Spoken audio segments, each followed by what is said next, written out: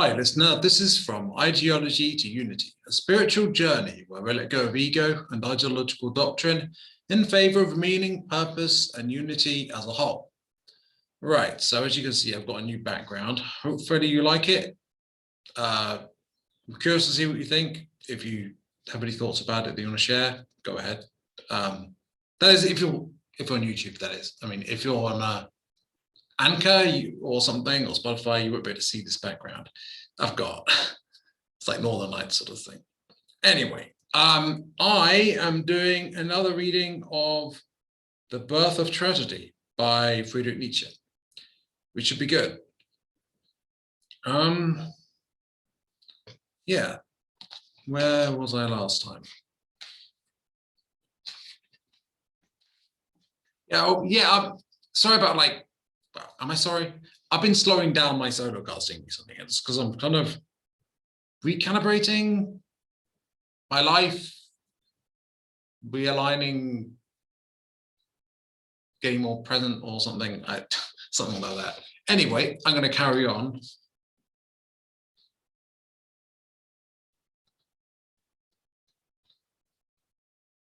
I mean, I could just summarize where we were before, but honestly, I'm not sure I remember. It's like a month ago. I mean, the last episode was kind of about unifying the opposites of the Dionysiac and the Apolline, right? It was about those. I mean, it's been mentioned already in the first episode I did of this, but yeah, it was really about and how symbolically as well, like what they connect to, different aspects of artistic expression and even ways of connecting to the divine and spiritual alignment, like one being much more a solemn inward access to the unity of all things, looking within, connecting to it purely within in a quiet sense, like you're retreating from the world and you're really just like looking within. The other one, that's Apolline. Dionysiac is much more, well, you're having like a ceremony, like a musical ceremony, you're and attuning to the spiritual vibrations via the music, and you're getting in touch with the harmony of reality by manifesting it, the spiritual vibration around you, sort of thing. I mean, those aren't the only ways that they can be manifested. I know, the book looks weird, doesn't it? But anyway, yeah, those aren't the only two ways it can manifest, but to me, that seems like a way of representing it. Anyway, that distinction. So yeah. So yeah, that more or less summarizes what we were talking about. I mean, I'm sure there's much more depth I went into, but yeah, I would say that summarizes it. So we're at 7 of which chapter is this? Is there even of what chapter is this? The Birth of Tragedy itself. Okay, yeah. The rest was something else. So this is outright, 7. This is page 35 in this text. Anyway, we must now call upon the aesthetic principles we have so far discussed in order to find our way around the labyrinth, which is how we must refer to the origin of Greek tragedy. I do not think I am making an extravagant claim when I say that the problem of this origin has not yet been seriously tackled. So, however, so part of it, the picture is obviously what the origin of Greek tragedy was. But I don't think it's just that, even if Nietzsche himself framed it as such. I mean, there's a school of thought or this idea when it comes to literary criticism or analysis, whatever, that you just like, you literally just take it as purely what they're saying, as what, and try to discern what they intended. And then there's the idea that you can obviously look at the time they lived in and stuff. As for what's maybe a bit of both, I think, but there is this potential possibility of reading too much into it. Although that's something I do, isn't it? I'm not saying I read too much into it, but I'm reading a certain angle into it, but I'm willing to admit that's what I'm doing. So maybe that's okay. Anyway. However, many times the tattered rags of the classical tradition have been sewn together in various combinations and ripped apart again. This tradition tells us quite categorically that tragedy arose from the tragic chorus and was originally only chorus and nothing else. This is what obliges us to penetrate to the core of this tragic chorus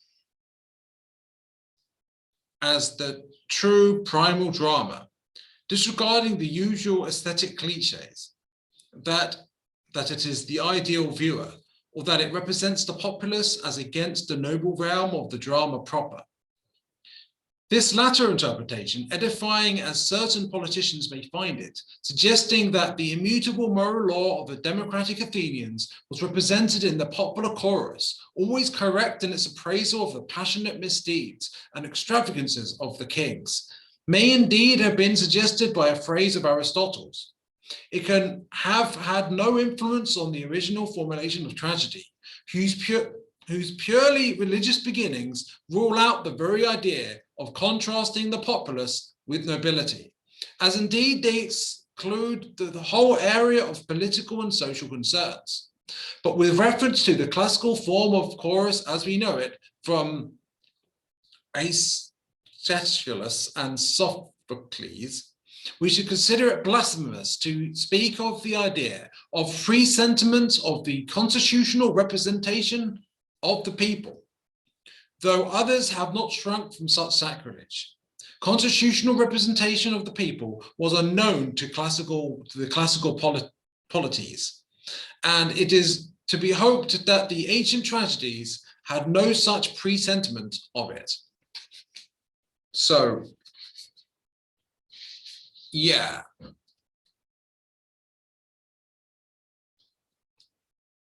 What he's saying is the origin of tragedy is actually religious or spiritual, which I would say makes sense given what we discussed in the last episode. The Apolline and the Dionysiac are related to the worship or the cults of Apollo and Dionysus, and they represent different aspects of the Greek world at the time and of the psyche and of behavior. And that's generally what gods represented at the time. They were very much archetypal of different aspects of the overall whole that was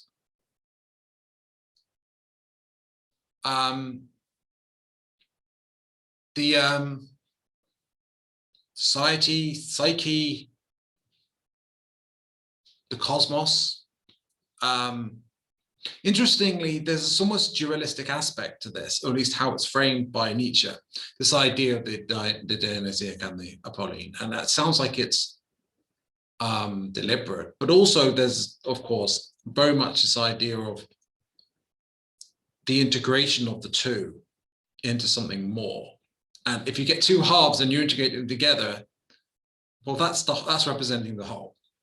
And so, yeah, that connects up to the idea of the pantheon as a whole representing a united cosmos and the unity of all things, which, of course, while that unity is something that was tapped into through the Apolline or the Dionysiac, it was ultimately tapped into to a greater degree or truer degree through the integration of the two. So, and something that's been pointed out here is that you can't get to what Dionysiac and the Apolline and what Greek tragedy It's really about kind of the combination of Dionysiac and Apollyon.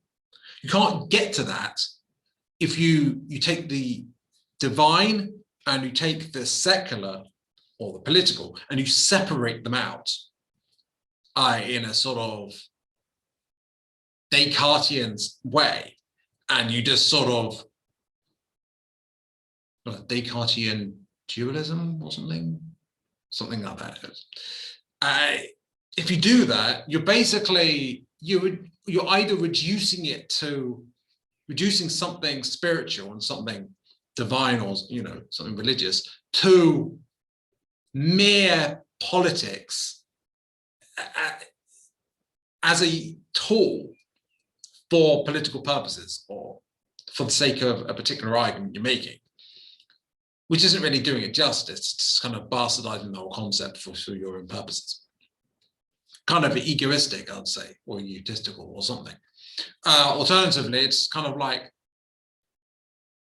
you're kind of almost not doing a proper you're not really properly trying to understand the political dynamics, because you're overly idealizing how it works according to a divine or spiritual or religious symbology. Now, it's true that spirituality can bring us some insights about how even the political world might work, but if we get too carried away, we might miss if we're too idealistic about it, we might miss that at least,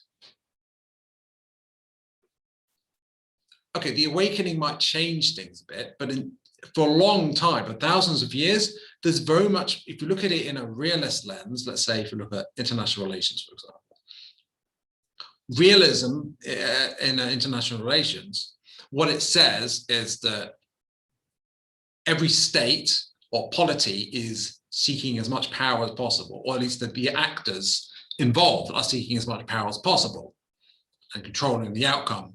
And technically, that is actually true in terms of how it's worked for a long time. And if you're like ignoring that fact and just saying, okay, well, we can make it all, we can transcend that to be all like towards a spiritual ideal or an ideal of all working together.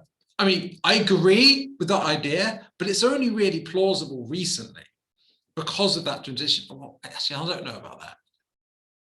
Technically, it was possible for a long time, but it was quite challenging because so many people are stuck in ego, and the overall polity is made up of people. And if a lot of people are in ego, the overall polity will reflect that and such. And so the dynamics of ego, which are very much power seeking and seeking higher prestige, higher social status, those will play out. And when those dynamics are playing out in a polity, that means that those are the highest levels of it will be those who are most successful at seeking power and higher prestige and social status and wealth, etc. And when that happens, the actual policies and the approaches done by polities or states or whatever will reflect that fact. And that's why you get power seeking, if not service and self dynamics, often at the top levels of corporations and states and kingdoms, historically, as well as in the present. However, what we're going through is a time where we're moving into the age of Aquarius, if not actually in it. The new Earth, the foundations of the new Earth are being built as we speak, or potentially, we're seeing the beginnings of it. It doesn't mean that right away we're going to be getting the experience of 5D New Earth. Obviously not. But we can begin to see that take shape as people start to see beyond the dualistic opposition of us versus them. And it might be hard to see at the moment because there's still a lot of chaos and a lot of division. But I do genuinely see signs that people are starting to see that there's more to it than that. It might be hard to see because there's a lot of people going along with what authority are saying. There's a lot of what you could say, sheep behavior, which is a bit derogatory, to be honest, and judgmental. But nevertheless, there is that stuff going on. Well, the negative things, that's the judgment itself, but those, we can be blinded by the improvements. We can blind to the improvements if we pay attention to everything that's wrong in the world, so to speak.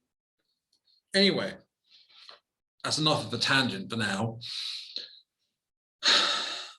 Don't worry, I'll have another tangent soon enough. So,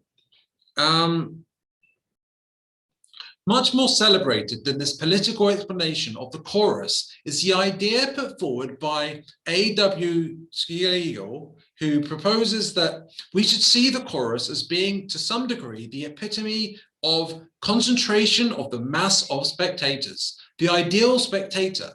This view, when seen alongside the historically traditional idea that the tragedy was originally only the chorus, reveals itself in its true colors, a crude and unscientific yet brilliant statement, but one whose brilliance has been preserved only through the concentrated form of its expression, the truly Germanic predilection for everything that is called ideal, and our momentary astonishment.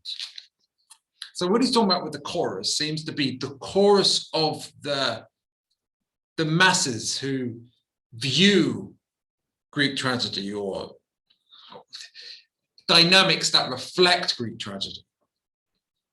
And to be honest, I came up with this idea, or this understanding, that you could say the ego creates tragedy, writes tragedies, and the higher self, let's say, or the soul, in that it writes comedies. That there's a joyfulness to divine connection, and comedy and humor is actually joyous.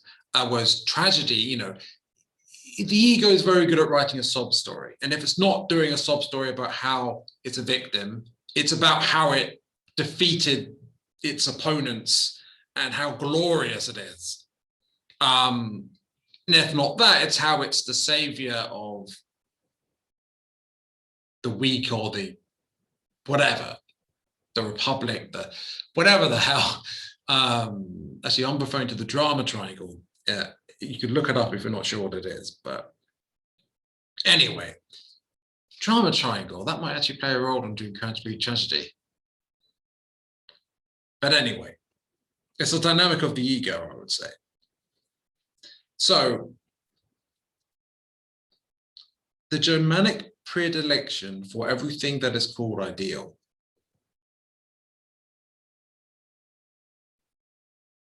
I mean, I can kind of know what he's talking about, but I'm not sure if is that still true about German culture now? I don't know. Because they've got this even more so than much of the West, they've really got a guilt culture. Especially since World War II.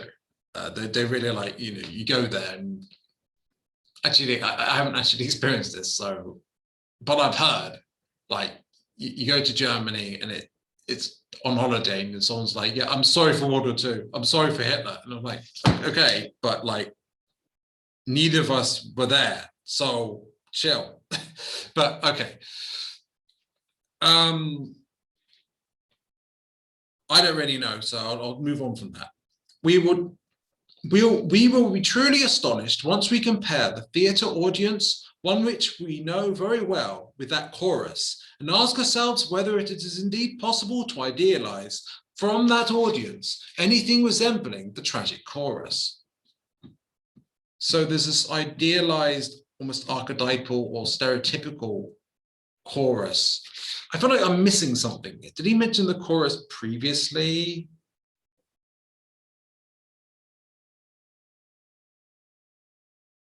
I don't know.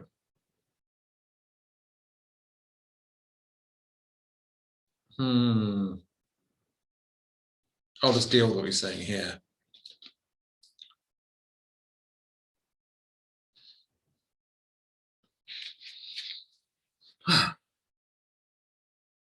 We inwardly deny this, and we are just amazed by the boldness of Schlegel's claim, as by the totally different nature of the German audience. We had actually always believed that the true spectator, whoever he may be, must always remain aware that he is watching a work of art and not an empirical reality, while the tragic chorus of the Greeks is required to grant the figures on the stage a physical existence. Well, the thing is, like, a lot of the time, if you watch fiction, while we know we're watching fiction, we often identify with the characters. There's some degree of projection. Even I do that, sometimes. We find ourselves relating because maybe on some subconscious level, we recognize a unity that we have with everything. But we understand it in terms of, we relate to someone who's going through a hardship, especially if we've gone through something that feels similar. And different people will relate to different characters in the same show or the same play or whatever, right? Like, just an example, right? In Game of Thrones, there are some people that they look at, like, Cersei Lannister, and they're like, oh my God, such a bitch, right? A lot of people have that mentality, but there are some people, they look at her and they're like, she's strong. And this is a very stereotypical example, because I've got this idea that a radical feminist might like the idea of her, even though she's kind of doesn't act nice. Or even well self-aware of that. I don't know. That's a biased example on my part, but in any case, I'll let it stand. I think you can see my point, even if I didn't really use the best metaphor for it or whatever. Right. So there's this tragic chorus, and then there's the actual audience. And the question is it the same? Well, people can act on, it's like on a subconscious level, they forget that it's not an empirical reality when they're watching it, a play or a film or even reading a book or something, because they get into it and get absorbed into it. And if you think about it, we kind of do the same thing when we live our lives, right? Even when we enter spirituality and we understand that kind of realities and simulation and stuff, at times we can get carried away and sucked into things. Like, I mean, we could even get a spiritual ego or whatever, or we lapse or whatever, like, it feels so real. And I mean, who's to say what's real, what real even is? But yeah, there's this whole idea of that we're actually sucked into a play when we're not present. But I'm going too far away from what he's talking about here. The chorus of the Oceanides really believed that it is seeing the Titan Prometheus and thinks itself just as real as the stage god, and is supposed to be the highest and purest kind of spectator, one who, like the Oceanides, believes that he is Prometheus, real and present in the flesh. And would it be a sign of the ideal spectator to run on the stage and free the god from his tormentors? We had previously believed in aesthetic audience and seen the individual viewer as being all the more skillful and more capable he was of seeing the work of art as art in an aesthetic way. And now Schlegel's pronouncement tells us that the perfect ideal viewer allows the world on stage to affect them not only in an aesthetic way, but in a physically empirical way. Oh, those Greeks we cite, they are turning our aesthetic on its head. But once again, we had become accustomed to it. We repeated Schlegel's dictum every time the chorus was mentioned. So obviously, if we take the idea literally, it's blatantly absurd, right? We understand that. But at the same time, it is, I guess we can definitely consider that people can get sucked into what they're watching. And that's true. Maybe that's unison of opposites, or maybe that's a different point. Anyway, let's carry on. But the very emphatic tradition I mentioned before refutes Schlegel in this instance. The chorus as such, without the stage, the primitive form of tragedy then, and the chorus of ideal spectators are incompatible. What sort of artistic genre would it be that took as its foundation the concept of the spectator, and whose actual form was the spectator as such?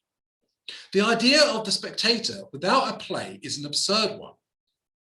Is it, though? Anyway, we'll carry on. I fear that the birth of tragedy may no more be explained with reference to respect for the moral intelligence of the masses than with respect to the concept of the spectator without a play. And I consider this problem too profound to even be touched on by such shallow interpretations.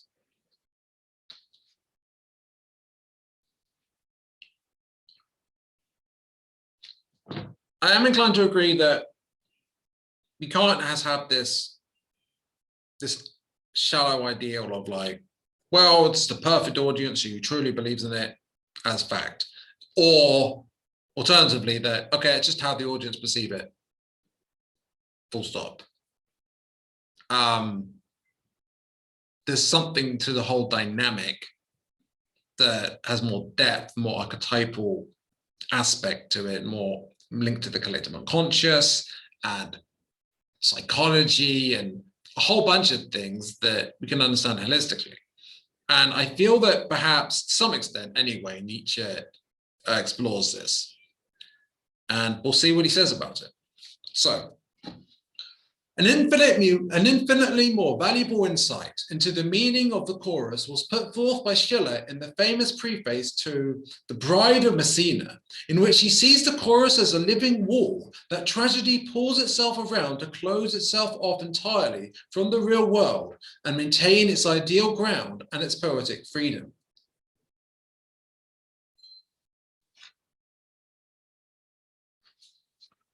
So something like the suspension of disbelief.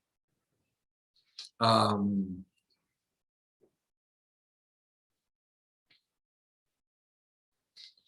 some reason, it makes me think of the blank space in comics between the between each what's the word? It's not slide, between each picture, and the idea that when it's breaking the fourth wall case come along, like the idea that the Joker being aware of that he's in fiction, and then there's this idea I think it's in Doctor Who and something else as well, this idea of the cracks between the walls and the idea that, where am I going with this? I don't know, it just kind of came to mind. I'm not sure exactly why, but yeah, that wall around the tragedy, it's almost like that white space around each slide. I mean, time is an illusion, right? And so each is a set of changes that you see in a set of slides, right? And between it, that white could be seen perhaps as source, but it's also like the suspension of disbelief is maintained by that. And that's the means by even how it's structured so that you even get a time dynamic. And perhaps the delay in manifestation that we get in actual reality that we experience isn't everything happens all at once, because if that was true, then there wouldn't really be, well, the experience that we have it, where we gain experience the delay is valuable for us to gain experience, especially when combined with the veil of ignorance, where we don't remember past lives. So in a comic, it's like that too. And that there's a shroud over it where it allows us to view it with some degree of disconnect, where we know we're watching fiction. The suspension of disbelief is there. We might relate to characters a bit, for sure. I mean, that's important, that's vital, but we don't. I mean, obviously we're not going to get solved at all, but the immersion, there being immersion is kind of, you want immersion, but you want a break from believing from it being too real as well, because people like fiction for a reason, and to some extent it's an escape from reality, but it's also a way to reflect on reality from a different reference point, right? It's like a mirror to the collective unconscious, and without there being some divide or break between it and the observer, there's no mirroring. I don't know. That's an interesting idea, and I'm not even sure how I came to it, but okay. Okay. In which sees the chorus as a living wall that tragedy pulls around itself to close itself off entirely from the real world and maintain its ideal ground and its poetic freedom. It's a bit like the idea that if you're doing Dungeons and Dragons or something, or if you're making a story so realistic, it becomes less of a story and more of a simulation. And some people like that, but there's a reason why we're into stories. Otherwise, stories wouldn't be a thing. We'd just be trying to simulate everything. And that's not how the mind works, I guess. I'm not sure exactly why that's not the way the mind works, but I know it's not. So Schiller uses this as his chief weapon in his fight against the commonplace concept of naturalism, against the illusionism commonly demanded from dramatic poetry. While for Schiller, in theatre, the daylight itself is merely artificial, the architecture is merely symbolic, and the metrical language is idealized. Delusions still predominate. It is not enough for Schiller that we should only tolerate as a poetic liberty what is in fact the essence of all poetry. So he's saying that Schiller's kind of missing the point, because he's like, there's something that's the mere essence of it. It's like, oh, we'll just tolerate it, I suppose. It's almost like he's projecting what he wants into it without understanding how it really works. And you'd think understanding how it actually works is the point, but it seems not. The introduction of the chorus is the crucial step towards the open and honest declaration of war on all naturalism in art. Okay. This is the kind of interpretation, it seems to me, for which our own age, convinced of its own superiority, uses the dismissive catchword pseudo-idealism. I fear, on the other hand, that in our idealization of the natural and the real, we have arrived at the opposite pole from our idealism, the realm of the wax museums. These are without art, like certain popular novels of the present day. These too are without art, like certain popular novels of the present day. I only ask that I should not be troubled with the claim that this art, Schiller's and Goethe's pseudo-idealism, has been vanquished. Yeah, he asked not to be troubled that in that claim that pseudo-idealism has been vanquished. So it's like scientism seems to fit this theme that he's discussing here. I mean, the Enlightenment's great in certain regards, and we've really got certain technological advances and that have helped people out and brought higher quality of life, or at least in material aspects. You could say that there's more superficiality to some extent, that we're losing our connection with nature, for example, especially with the way technology has, yeah, we're beginning with the steam engine, we're getting all this technology, but obviously we're aware of the effect it's had on the planet. And if there's less nature around, we don't connect with nature. There's evidence that being around plants and nature is just good for your psychological well-being, and there's less of it around. I mean, it's a no-brainer that's going to have an effect on the psychological well-being of the majority, everyone, pretty much, right? There's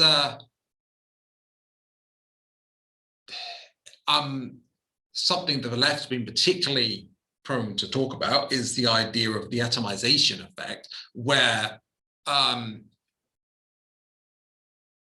capitalism or commercialism or whatever, corporatism, whatever you call it, where there's been this stripping away of meaning, where everything has become about material gain and possessions. And they kind of have a point. I don't say that's the be all and end all of understanding what's going on, but that's a factor. Basically, there's this heavy focus on everything needs to be real, everything needs to be solidly backed up, and everything's like in a logical left brain way. We've got to understand everything, and it's not acceptable that if something isn't like that. That's just backwards traditionalism, that's oppressive or irrational or both. And people think, oh, like the Crusades, right? The Crusades. Yes, yes. There were terrible things done. Spanish Inquisition, the Crusades, just witch hunts, just unhelpful superstition at times. These things did exist. Those dynamics did happen. That doesn't mean let's just trample on anything that isn't utterly provable and utterly material and utterly real. Because then we're left with a desolation or desert where I don't mean literally, but perhaps, I mean, if you look at how monoculture, agriculture, the way it just, all the chemicals they put in things actually desolates the actual farmland in the long run, so that it can't really produce stuff in the long run and creates more expansion of desert. But in a symbolic sense, if you make there a desert of meaning and a desert of the right brain symbolism and the symbolic, a symbolic wasteland, where everything has to be hard, clear-cut, logical, rational, the artistic, heart-centered, exploratory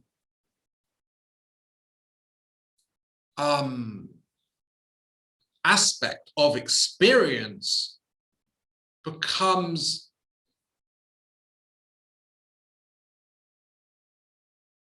just hammered out of the picture, so that we can have, we're left with something that's a bit bland by comparison.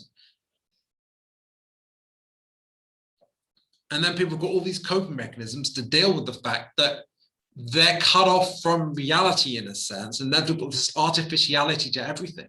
And then people start acting artificial and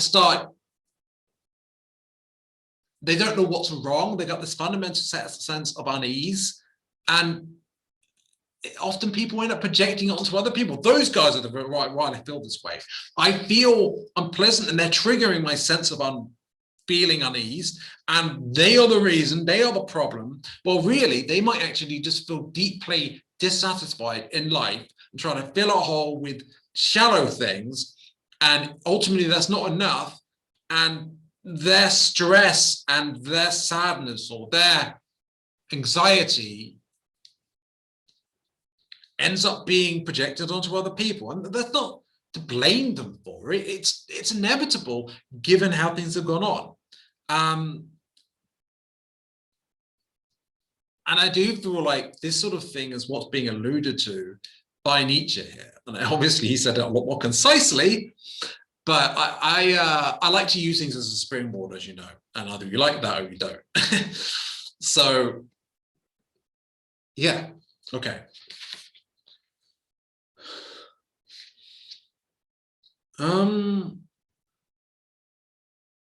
It is certainly the case, as Schiller rightly saw, that the ground walked upon by the Greek satyr chorus, the chorus of the original tragedy, is an ideal ground, a ground lifted high above the real paths of mortal men. For this chorus, the Greeks built the floating scaffold of an invented natural state and placed upon it natural beings, invented especially for it. It was on this foundation that tragedy arose. And it was indeed for this reason that it was excused from the start from precise depiction of reality. Yet this is not a world randomly imagined to fit in between heaven and earth. Rather, it is a world of equal reality and credibility, as Olympus with its inhabitants was for the Hellenes. The satyr, the Dionysiac chorus, lives in a world granted existence under the religious sanction of myth and ritual. And I'll add that myth and ritual and symbolic are a part of life, a key part of life. In fact, maybe even the primary part of life. Maybe this material matrix that we live in is actually it exists with time and limitation and duality for our experience, but perhaps the creator is much more symbolic in nature and intuitive, and maybe Greek tragedy or comedy and like maybe fiction actually is more with its maybe the aspects in which it breaks from reality as we see it is actually more realistic in terms of how reality truly is. And that while we live in the material, physical reality, this hologram, yeah, it's there for good reason. And this maya that we live in, this holographic reality, like, it's not to be denigrated as, oh, this is trash. This isn't worth being in. This isn't. Why are you here then? Why did you incarnate? Why did your higher self, in all its wisdom, decide to come here if this is just some trashy shit heap that is not worth being in? Oh, this is a prison planet. Oh, this is so terrible. I mean, our relationship with the holographic reality or the holographic universe, this physical realm, so to speak, that we're in, our relationship with it, it can be harmonious or it can be discordant and unpleasant and one of suffering, or it can be one of joy. We can live in a world of illusion that we wield in harmony with the divine and still be here in the physical, in the flesh, at the same time.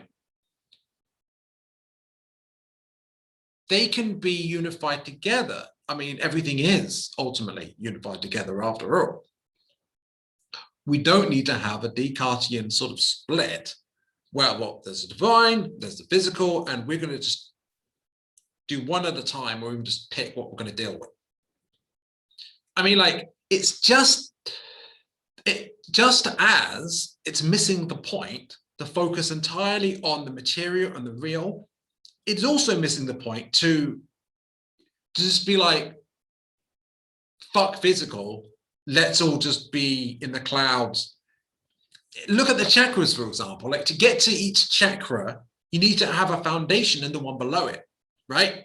You need the foundation to the elements and the earth, and the actual, and then you build up to the sacral chakra, the orange ray, from the red ray to the orange ray to the yellow ray to the heart, and then you go up, right?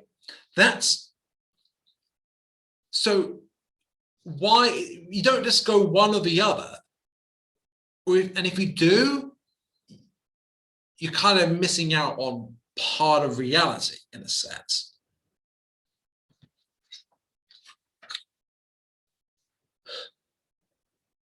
And it seems that with Nietzsche seems to appreciate the unison of opposites, so he would probably realize that.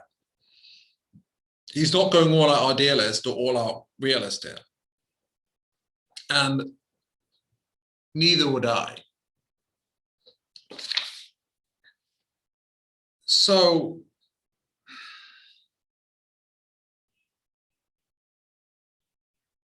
where were we?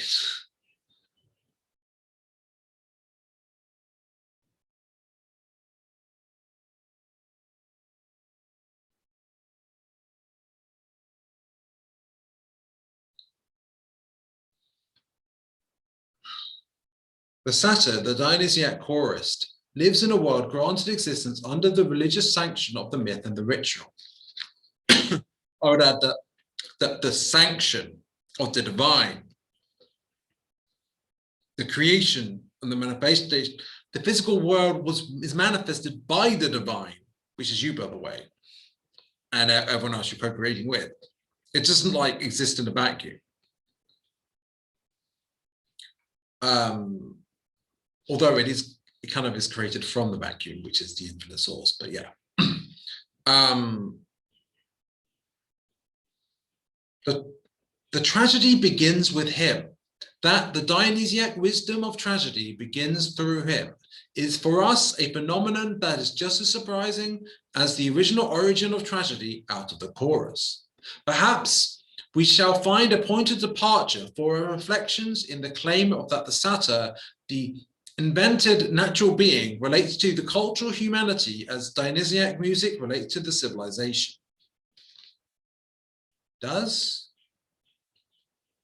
You could say the chorus almost reflects symbolically source as a whole, or rather us as a whole, as the creator.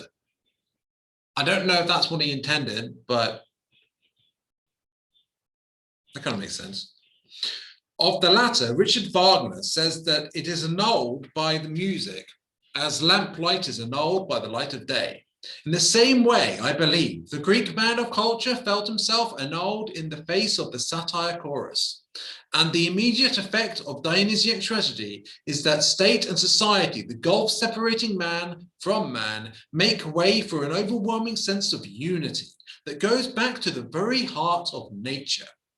The metaphysical consolation with which, as I wish to point out, every true tragedy leaves us, that whatever superficial changes may occur, life is at bottom indestructibly powerful and joyful, is given concrete form as a satire chorus, a chorus of natural beings living irrevocably behind all civilization, as it were, remaining the same forever, regardless of the changing generations and the path of history.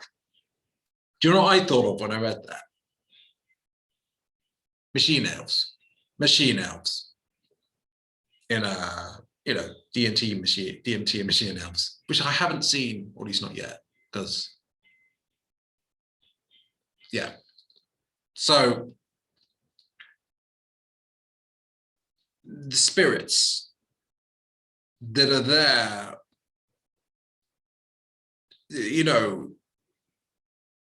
the nature of that aspect of reality is universal and timeless. That's the point. The chorus was a consolation. So there's a chorus a divine thing? Well, I've just already, but is the chorus the spirit world, the real observers, the real audience, right? I mean, Shakespeare was saying life is just a stage and we are but its players. So there's an audience, right? I mean, aside from the fact that we are also the audience as well, but there is an audience that's not currently acting. Or at least not on this stage, because there's a whole bunch of stages in the cosmos, right?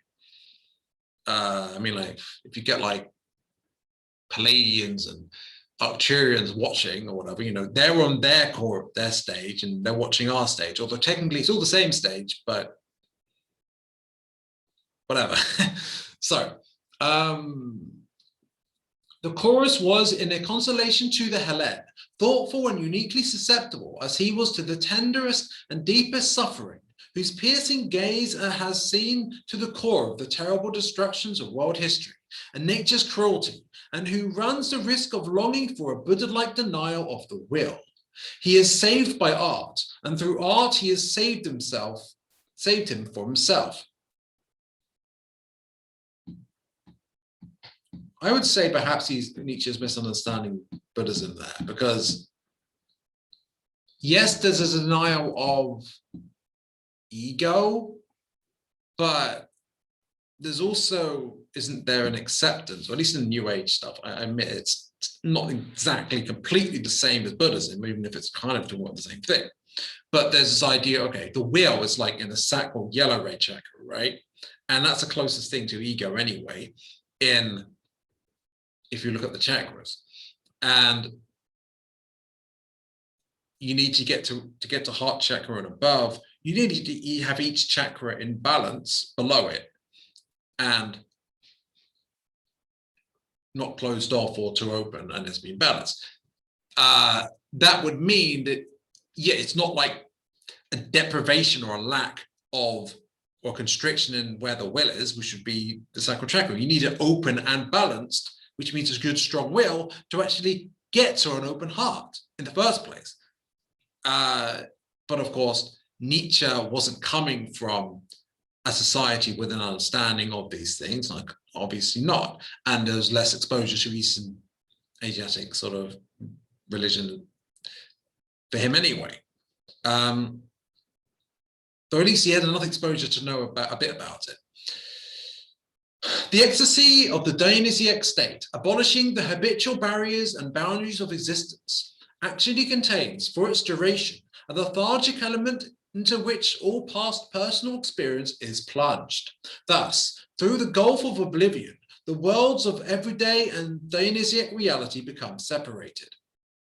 But when one once more becomes aware of this everyday reality, it becomes repellent. This leads to the mood of aestheticism, a denial of the will.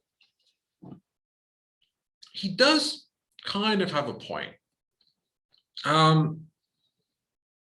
He has a bias, but he has a point. And it's all well like doing all this ego death stuff and this denial of self. And that's not unhelpful. It's just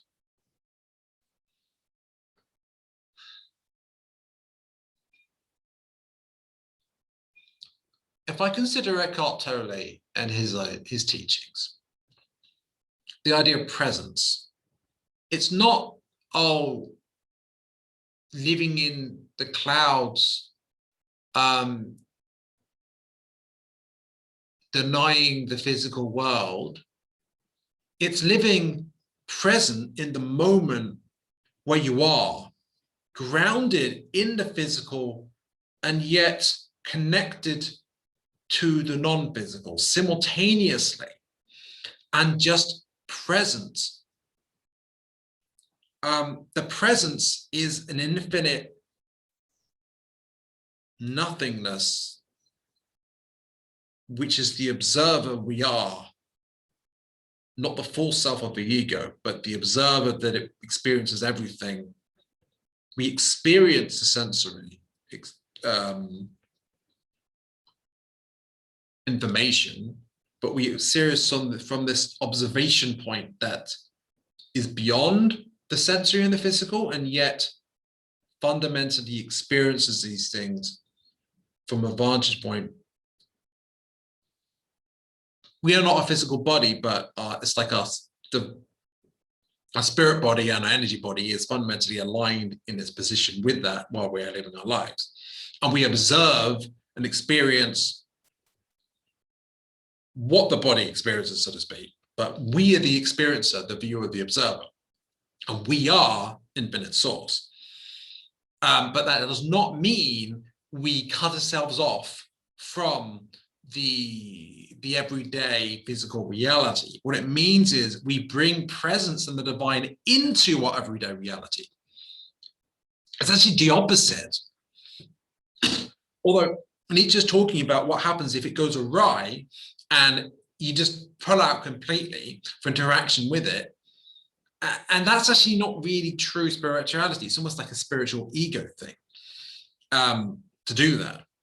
Now, Nietzsche's right that it would be detrimental to completely cut off from the physical and just purely go spiritual, because like there's a unity to all things and the unity to the spiritual, and there's no unity in a dualistic split where you just pick one half of reality. Like, I think you see my point.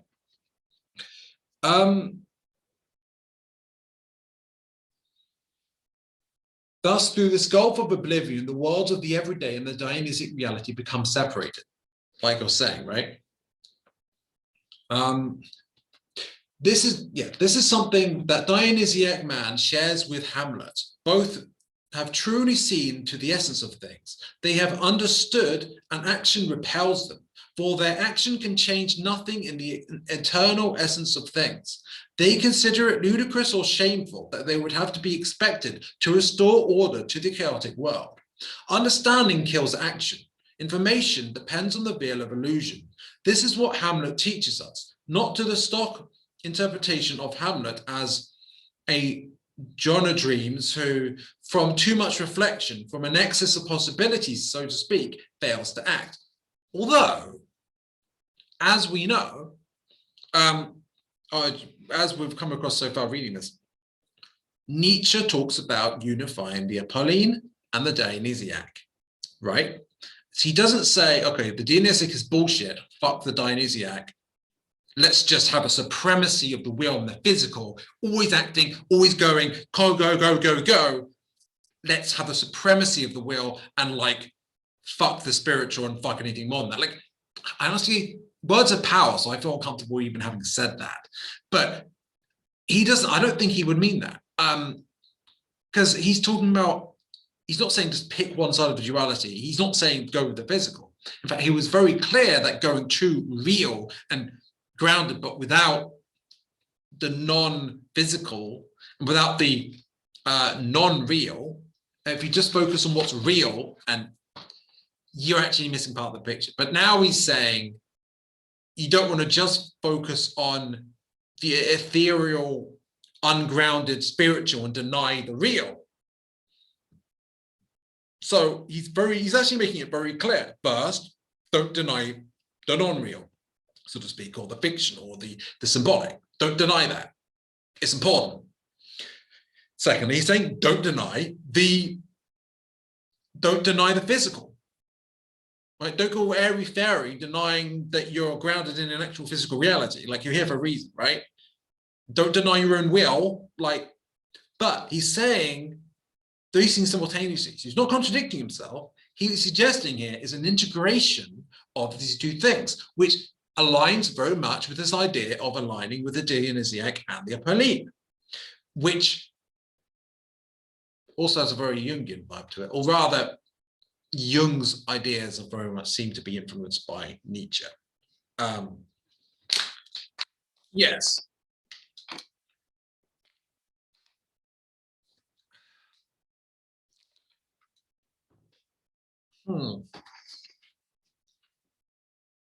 This is going on for quite a while. I might actually try see if I can edit this in smaller pieces. I don't know. Well, you'll see depending on how you watch this, whether I've edited it in smaller pieces. I don't know if I'll do that yet or not. That would delay me uploading it, but whatever. Okay. Are we close to the end of this section? Oh yeah, we are. We are.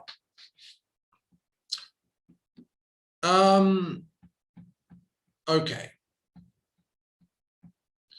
Not reflection, not that. True understanding, insight into the terrible truth outweighs every motive for action, for Hamlet and Dionysiac man alike. No consolation will be of any use from now on. Longing passes over the world towards death. Beyond the gods themselves, existence radiantly reflected in the gods or in the immortal beyond is denied. Aware of the truth from a simple glimpse of it, all man can do now is see the horror. All man can now see is the horror and absurdity of existence. Now he understands what the symbolism of Ophelia's fate. Now he understands the wisdom of Silenus, the god of the woods. It repels him. Here, in this supreme menace to the will, there approaches a redeeming, healing enchantress, art. She alone can turn these thoughts of repulsion at the horror and absurdity of existence into ideas compatible with life. These are the sublime, the taming of horror through art, and comedy, the artistic release from the repellence of the absurd. The satire chorus and the diathram is the salvation of Greek art. The frenzies described above were exhausted in the middle world of these Dionysiac attendants. So it can certainly be a reaction where you see your absolute tiny significance in the place of all things, right? You see that how absurd reality is on some level, right? You see this, and without a way of being able to cope with it, or at least process it in a truly holistic way, it can be overwhelming and utterly horrifying, right? Now, there's this idea that beauty and horror are hair's breadth away. Or is it awe? Awe and horror. Both of them, kind of, but it's more so awe and horror are like, it's kind of almost the same thing, but there's something else there when it's awe. It's not, it is kind of overwhelming, but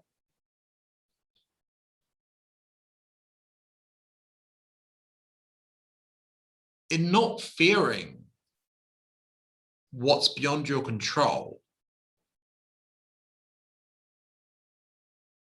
but having some sense of love for it, or being able to accept what's beyond your control. There's an awe and understanding the divine, how everything fits together in an elegant way beyond even a rationalistic any rational understanding, and yet it's so huge, and yet unfathomably all connects together in a way that is astounding and wonderful and joyous. And that's awe, right? And the beauty is a feature of awe, isn't it? Maybe. I'm not sure, but I do think that there's a connection between beauty and awe. Whereas when you see that, and there is a rejection of what you're seeing or a fear of it, and it's sort of, there's fight or flight mode. Okay, it's not anger, because it's something so beyond that you can't even fight it. It's just too much, right? It's not, it's either, is it fear or is it sadness, or is it a combination of the two? it's not hate. That's almost something that has too much agency in that situation. If there's something that's so overwhelming, it's like, what?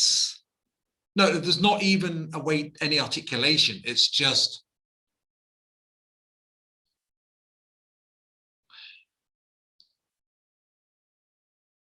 you know, someone goes pale and they just,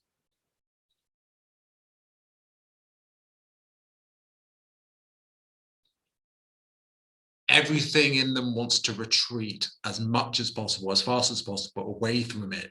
No, no, no, no, no. That's the vibe, right? Dread. It's something beyond fear. An absolute primal, my existence is threatened, with immediate obliteration feeling.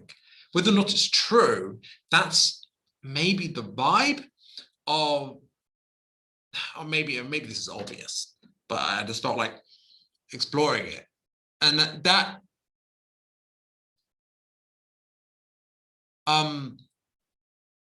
unprocessed, it's where, like,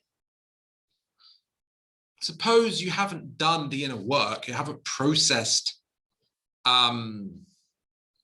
the negativity and the wounds within, and you're confronted with something that could be beautiful, but it's horrifying. And like, it's a bit like how, if you were to ever try hallucinogenics, but you're not ready, so to speak, you haven't done any inner work whatsoever, you might just be like,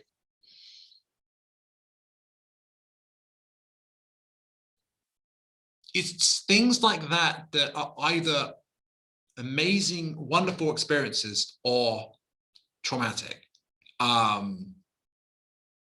Right? It's about whether you can let go and flow with it and harmonize with it, or whether it's just like,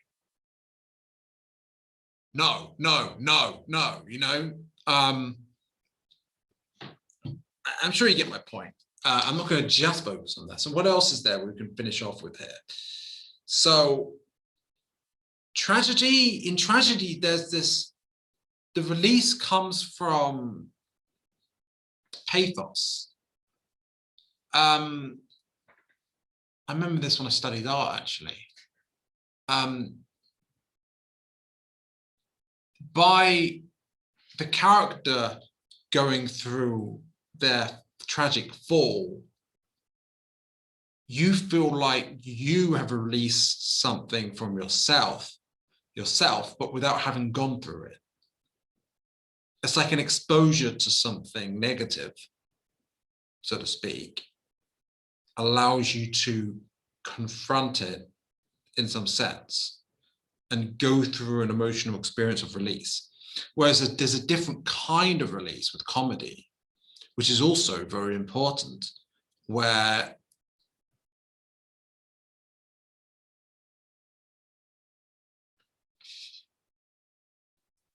you come to a place of joy.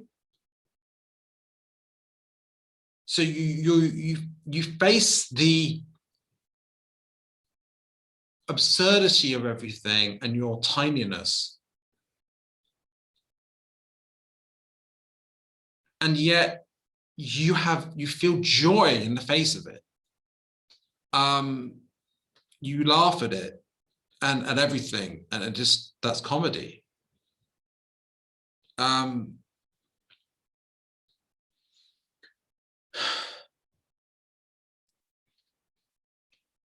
Just as he said, the way you deal with horror through art is the sublime, and the way you release the repellence is of the absurd is comedy. So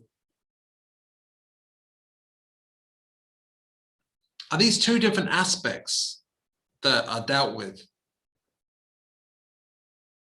One is how small you are in the big scheme of things, and it's just like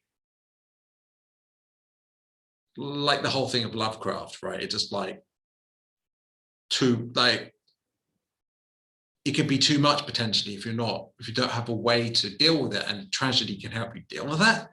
hell, maybe Lovecraft itself as the art that is Lovecraft, and things like that, are a way for us to deal with us feeling small in the world. And it can help, even though you're dealing with things that are very tragic and negative, you know, so to speak. And comedy is like, okay, the absurd part of that understanding of reality, that absurd part of reality, that might be too much if you take things too seriously. By lightening the load, by not taking it so seriously, by allowing ourselves to laugh and release in that way, we come to joy. It's an acceptance in comedy that allows you to get to joy. And by experiencing beauty and sublimeness and awe through tragedy, we have a release and an acceptance of horror and that overwhelmedness in the face of our tininess as well. And the Dionysiac and art, in more in a general sense, allows us to deal with that. Art is a very fundamental thing. Now, what happens if we're too stuck in the real and the objective and the scientific? And what we end up with is we don't have that way of dealing with, if there's less of that symbolism, less of that actually good art that really is truly symbolic. I mean,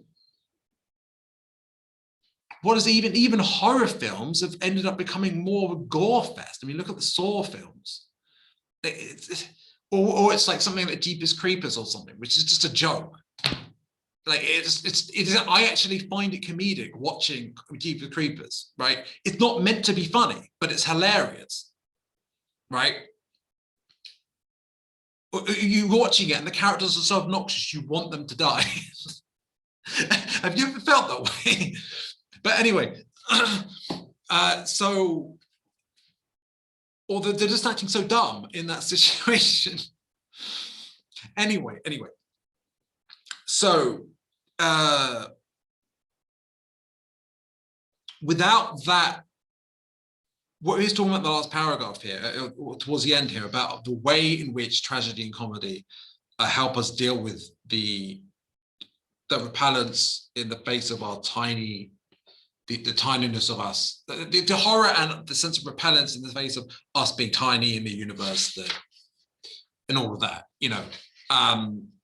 Without that, then what people are just in a state of overwhelmed exhaustedness, constantly just fight or flight, on edge, taking out on everyone else, because that's all they know how to do, and they've got no way to process it. All they can do is just flail incoherently and unconsciously. Luckily, that's actually a symptom of what you get just before awakening, actually, and Eckhart Tolle talks about that. The stage before, the ego intensifies before it dies. So it's actually a good sign, but it's not the most pleasant stage. And the collective unconscious, or the collective conscious, is going through that right now. I mean, just look at society. I mean, it's kind of like, you know what I'm talking about. You can just look at the world, look at politics, for example. It's a clear example of it.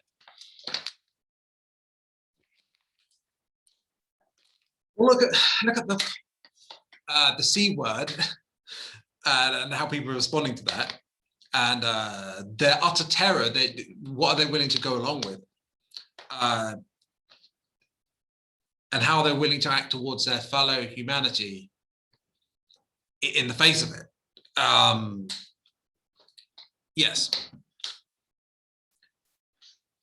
Without a healthy, helpful, artistic and symbolic way to deal with it that isn't grounded in reality, but is fundamentally symbolic and right brain and intuitive and in line with almost like half of reality that's like that, you know, that isn't just, then like what he said, it's like a house of wax. Hell, I mean, there was a horror film called House of Wax. I mean, yeah, I mean, it's just like, there's something fundamentally creepy about that. And it's like, well, I mean, they look realistic, right? Look, all these celebrities. Now, then there's something, just obviously there's dodginess when it comes to the way celebrities are used by the elites or whatever. But even aside from that, so you get all these famous people that everyone worship pretty much just for being famous or something. And like, they're all looking hyper realistic. There's no art there. It's just like, it looks like they're there physically with you, except that something's off. That's the uncanny valley, right?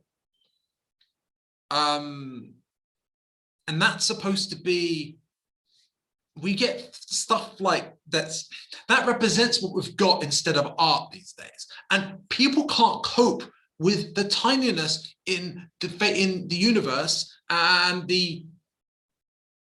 all the stuff that's hard to deal with in reality, and all the, you know what I mean, what I've been talking about, all that, the absurdity as well. Like, people can't cope with that via that means, right? They need comedy and tragedy, like the actual real deal, right, to deal with it. And without that, it's just, well, I guess it forces people to do the inner work because that's all they can do, right, to deal with it. People have to look within in this chaotic world, because if you don't, then you break apart or something. And like, what? It's this idea, okay, we are tiny, we're this tiny, this is what we're told by mainstream scientists. We've got a tiny, we're just tiny in a huge, unforgiving world that we probably don't even have free will, that everything's deterministic, we're just ghosts in the machine, screaming in terror incoherently all the time, and that is something we should celebrate as the way it is forever. Oh, and let's, by the way, oh yay, all this AI where we can just become cyborgs and take away even more of our humanity until we're just even more just psychically disintegrated into psychosis forever. Like, that sounds like hell, like a dream of hell. Like, we need art, we need tragedy and comedy to deal with reality. It's very important. And if it's being taken away, or if we're in a situation where there's less of that, we need to look within to find that or something like it, or build something new like that, without reliance and dependence on institutions or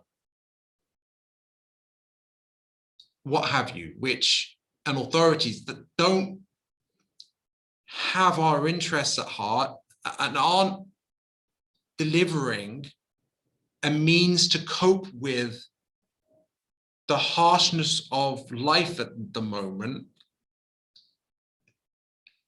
And this is purely a matter of even on a purely self-interest level, we have to do this. Because they're not really,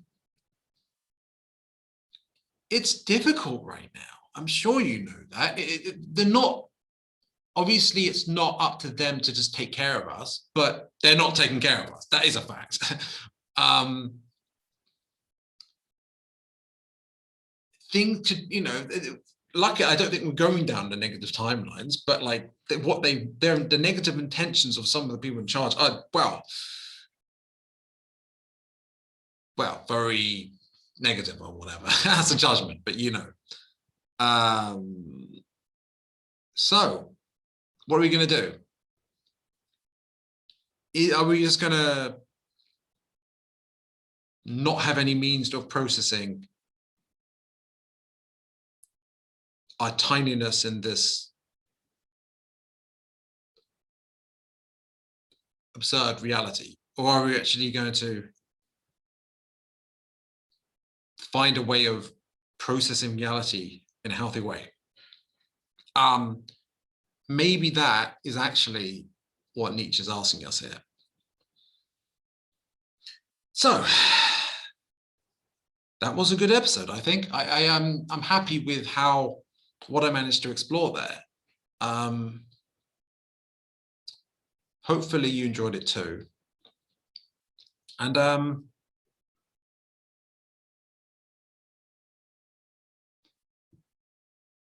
yeah, so